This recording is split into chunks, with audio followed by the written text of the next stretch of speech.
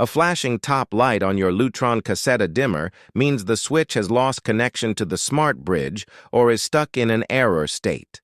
Performing a rapid triple-tap factory reset clears this glitch and instantly restores normal function so you can pair the device again.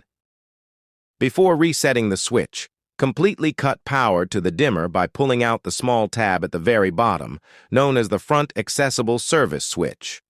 Leave this tab pulled out for 10 seconds, then firmly push it back in until it clicks. This simple power cycle clears temporary memory faults causing the top indicator to blink continuously.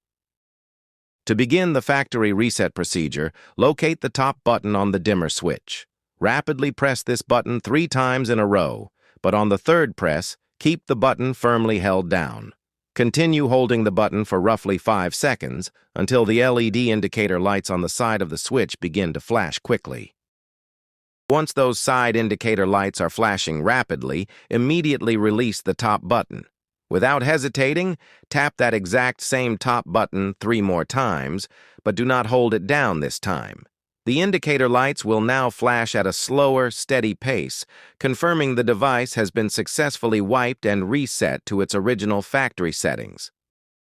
The dimmer switch is now completely cleared and ready to be set up as a brand new device. Open the Smart Home app on your phone, navigate to the Add Device screen, and follow the standard pairing process to reconnect the switch to your bridge.